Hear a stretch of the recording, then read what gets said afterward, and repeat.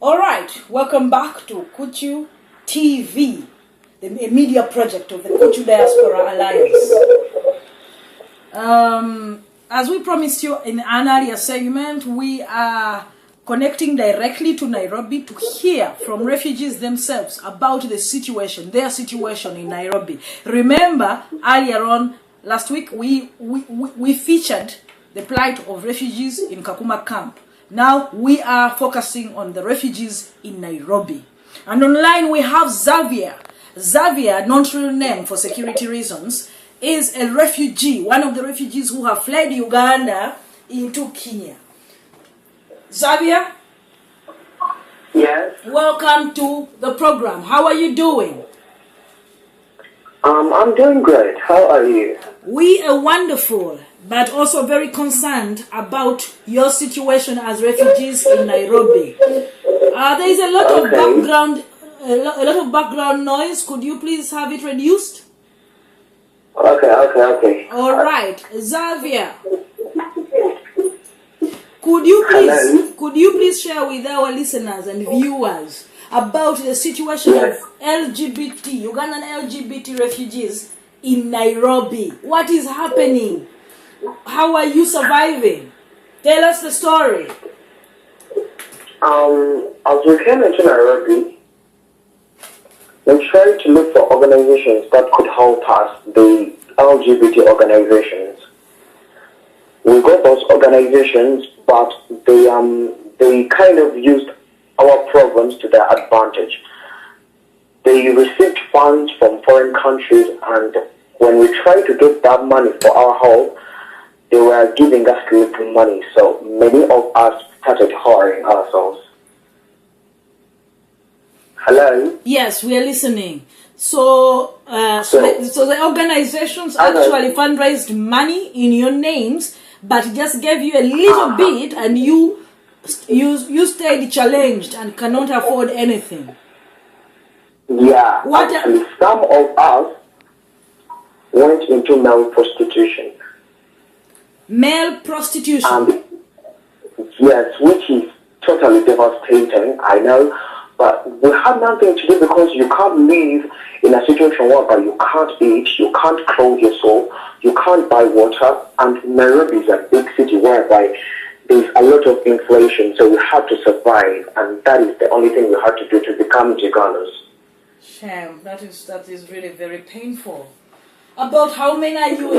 About how many are you in Nairobi, roughly? Right now we are 25. Mm-hmm. Yes, that is the current number. We are 25. But the biggest number is 25. And actually today one of our friends has been robbed with a gun. Oh. A gun. Yes, and he has been also raped. Raped? Yes. Oh God, that's horrible. Have there been so many rape cases? Hello? Have there been several rape cases or cases of sexual harassment? Yes, there are several cases, and the problem is they take the cases mild. It's not something big. They don't take it like something so big. It is done through the police, and someone can even bail himself out over a rape case. That is horrible. So how are people, apart from prostitution, male prostitution, how else are people getting housing? Getting where to stay? Yes. There are cheap houses, like very cheap houses. Okay, and for those who cannot afford that $50 house, where are they staying? Those who can, they are in the camp right now. Those who can't really afford and they are so down, they're in the camp. Okay. So are there organizations that are local in Kenya, maybe LGBT organizations and human rights organizations that are helping? The organizations that try to help, they used our programs to their advantage. They took the money that they were given to help us. Yeah, I hear you. And how are there any lesbians and trans women among you? Yes, there are a lot, like those women, the men, but we are so devastated and agitated over what we're going through, and we can't do anything about it. We are suffering, yes, but at least we try very hard to make a living, like, because we don't have what to do. Oh, I'm so So sorry. we have to go and stay working to have a living. I'm so sorry, Xavier. Should we let him go? You forgive me for my emotions. We understand, Xavier. We understand. It is a very tough situation. Yes, it is really a very tough situation, but I know one day, one time, God will answer our prayers and everything will be so fine. Xavier, thank you so much for sharing. Thank you so much for sharing with us. We are going to call you back to talk offline. Okay. But please keep strong, and we will be with you shortly. Okay. Thank you, Xavier. You're welcome.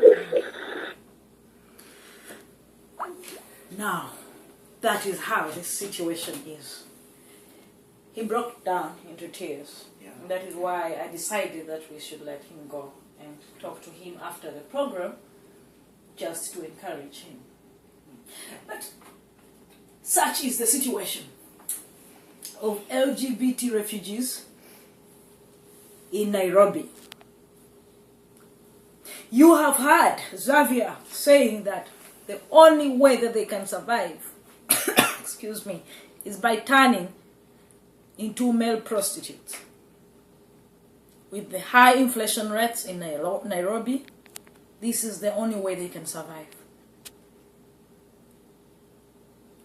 It is very horrible what our brothers and sisters are going through. And the sad thing, which we have heard before from other sources, Xavier says that there are organizations and individuals that they have contacted for help who have gone ahead and fundraised in their name but have decided not to give them those resources, use them for their personal interests.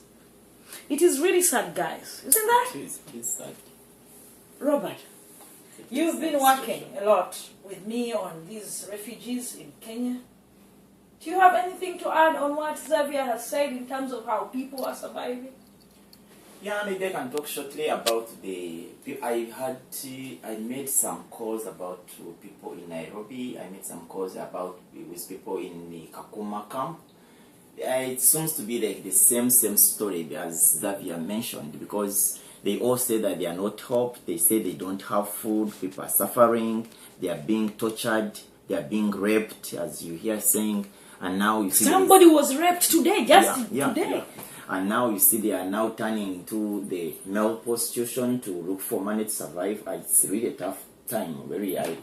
You can tell. And when they talk and see this guy even could not continue talking because he's really emotional. I was also feeling like sweating in my chair while I'm seated, because it's the tiresome time and a very sad issue for people like us who have our own countries, our own homes where we used to be, and at this time, like, we don't have anywhere to belong. Thank you very much for your input on this. You're welcome.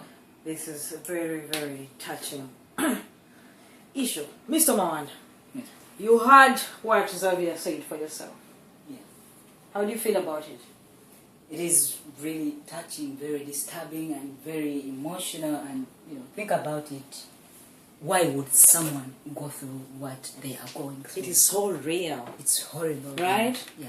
So now, here you are addressing people on Kuchu television. Yes. We are being watched. You have a chance to speak out to people, to the world.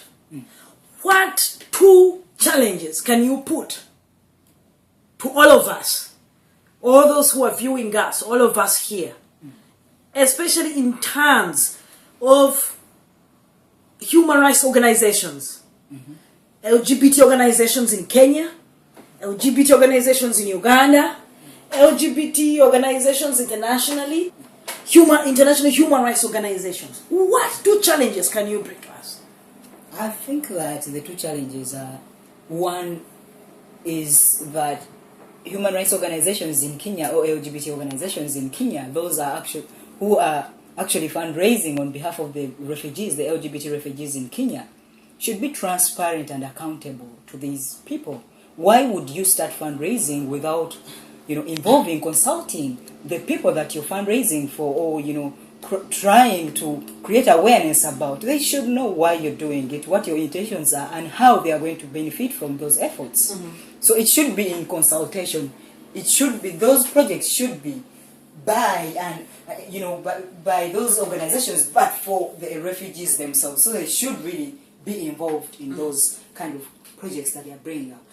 The other issue for me I find very disturbing is, fine, where I come from, TSIU has helped more than 10 people from you to escape to Kenya. But I am also here, and that is another challenge, because then our efforts are a bit limited, because even with the people I've been working with, they are all on the move in many ways. However, I feel that there should be a systematic kind of response to kind of track the people who are coming from Uganda, their organizations. While we are sending individuals from Uganda, helping them escape to Kenya, do we know what is happening? Many of them, like Javier said, they are doing sex work.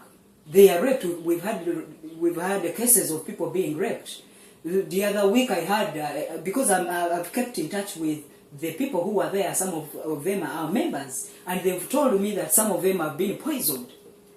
So all these things, we should be able to, not just maybe dumping them or just sending them and we think all is okay now. I have heard Ugandan colleagues say, why don't they come back to Uganda? Why, or some of them are just looking for ways of going to Europe. What do you have to say about that? Because then when you hear that people are suffering, people are joining sex work and unwillingly, out of that, it's not their choice that they're doing that, You had Xavier cried, he broke down. What do you want to send out there to all those who are saying this about pretending, and let them come back to Uganda? We are safe, because I've seen on Facebook some Ugandans saying we are safe, let them come back. What do you say? I think those are unrealistic and insensitive comments to make, because all of us don't come from the same family. We've experienced violence or experienced discrimination differently, and for someone to sit because they come from maybe a privileged family to say that, oh no, they are just pretending they should come back, that is very insensitive and they are not even informed. I have been in the Ugandan movement for more than 10 years. If you remember very well, Victor, we started all together this journey. I've endured a lot, and I know what can someone go through just for being who they are. If I ended up in the US, for those who know me, they would know that actually homophobia and transphobia is very alive in Uganda. But seriously speaking, I think that the 2 points you're making here are Kenyan people who are fundraising on behalf of these organizations should do so in consultation with the refugees. Yes. Okay? That way they're even accountable to them and to whoever is giving them money. Then you're also saying, you made another point of, if you help them out of Uganda, go. Don't just dump them, because they've gone to a strange world.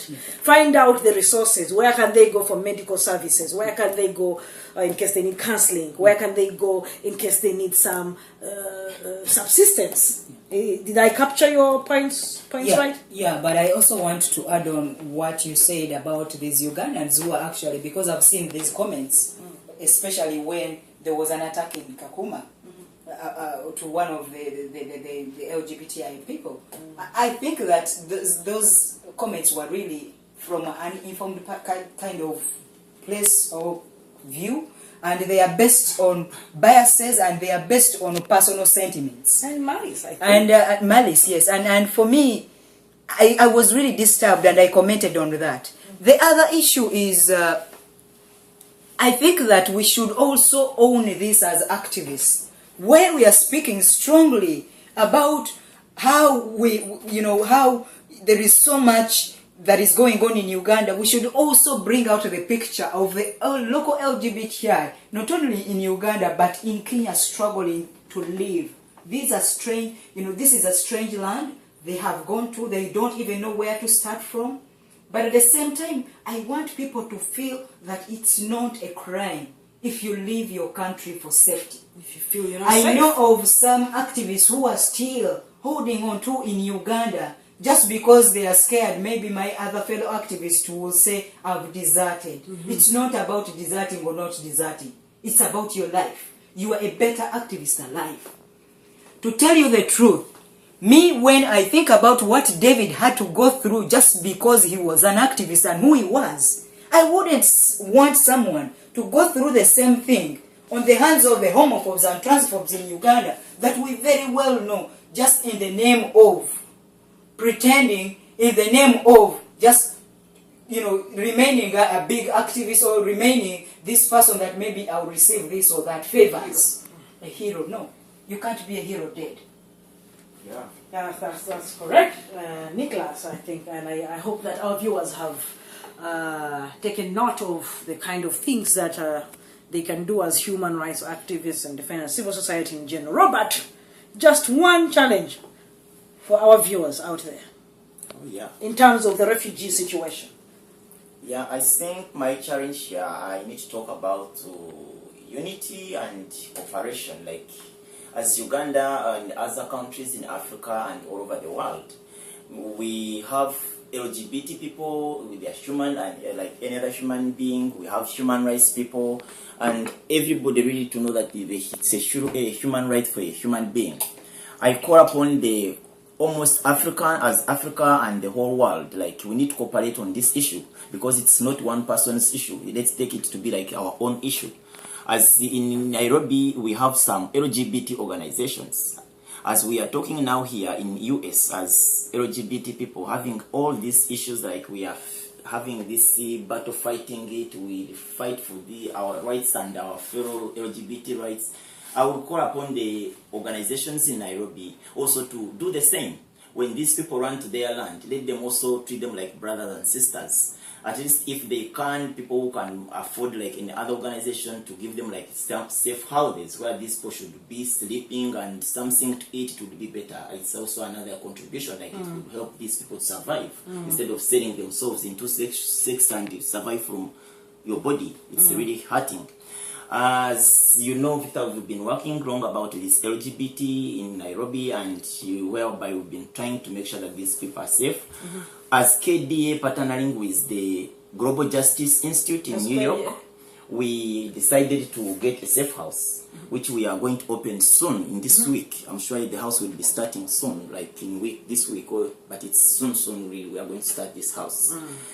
So it's also that is one benefit, like really it is going to help these people. So if we get other organizations like also donate like a house maybe for 3-2 rooms, which can accommodate like 5, 6, the way we can help, like the other organization helping in like food. Some people are complaining about clothes, yeah.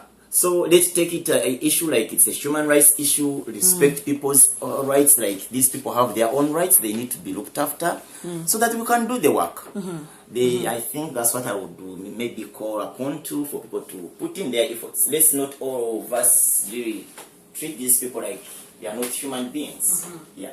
Thank you very much, Robert. So I'm hearing you guys say call for transparency and accountability with all those who are raising resources for refugees. You're calling upon Kenyan human rights organizations, LGBT organizations, and international LGBT and human rights organizations to come into this situation and help with finding secure housing for the LGBT refugees, for subsistence, and so that to our people, those who are not willing to become male prostitutes or commercial sex workers, they are not forced into it unwillingly. And also when we send people into exile, let us also guide them show them where they can find various types of support. Thank you very much, guys. And I hope to see you in the next segment when we will be tackling other policy issues around this. Thank you. Thank you very much. Yeah.